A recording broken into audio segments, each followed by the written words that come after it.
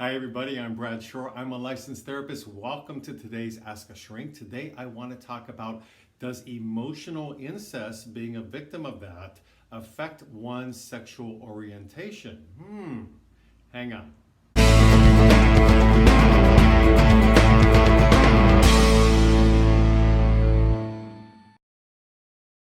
So we all know there's a gay chromosome. That's how people turn out gay. Just like there's an alcoholic gene, or there's even a warrior gene where people demonstrate the features of being a warrior as they get older. With the gay gene in 1993 in the Journal of Science, it demonstrated that there's certain genetic markers that prove there's an X chromosome known as XQ28, which is how the headlines came out back in the early 90s about the gay gene. So you're born that way. We have the proof for that. And in today's video, I want to talk about something that I found online to avoid any confusion about what they may possibly mean by this. Now, I Googled emotional incest syndrome, and this is what I found.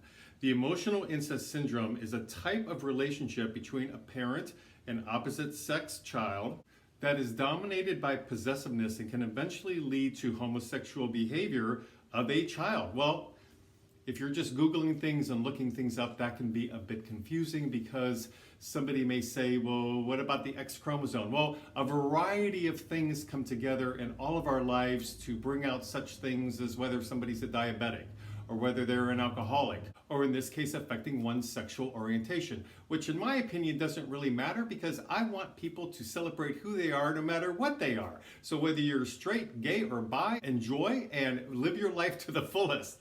As a therapist, that's what means the most to me. But in looking at the gray area and understanding this topic a little more deeply, I do want to address what I found online and how they describe emotional incest syndrome in regards to being gay. In my opinion, covert or emotional incest can happen from a mother to a son or daughter, or a father to a son or daughter. When you're talking about an opposite sex connection, for example, from a mother to her son, that's when there's a lot of gray area, because if that child, and I know this happened to me, so identifies with the parent because they're swept away by that parent and they identify with them as their best friend, they're listening to all their adult problems, they're idolizing their mother and something that they want to be someday, then that identification is going to perhaps cause them not to be sexually attracted to the opposite sex, in this case boys attracted to girls, but now perhaps may be attracted to the same sex because they've identified with their female mother.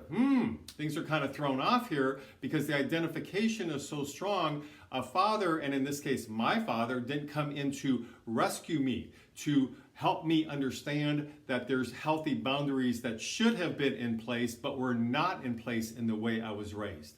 So a child, especially at a very young age, is emotionally smothered and they begin the identification process with that parent. And if that happens, that's where you get the quote that I read to you earlier that I want to put in more common language, that the child now is swept away in their identification and now finds the same sex attractive because they're identified with their opposite sex parent. Make sense? Now, that doesn't automatically guarantee that a boy in this case is going to be gay. There's a variety of factors, including the strength of that X chromosome. On the flip side, if emotional incest is happening from a same-sex parent, for example, from a mother to a daughter, from a father to a son, then this kind of eliminates what I was just referring to. Because even though the child is emotionally smothered, having to take on the adult needs and listen to all the adult problems and struggle with their own identity development and feel like they're codependent and a people pleaser because their role in life that they're learning is to be there as a support to their parent,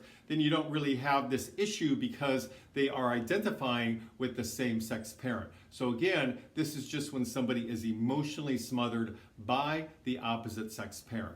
That's when you have to look at more factors that can determine one's sexual orientation in life. I hope this has been helpful in explaining some confusion about this particular area about emotional incest.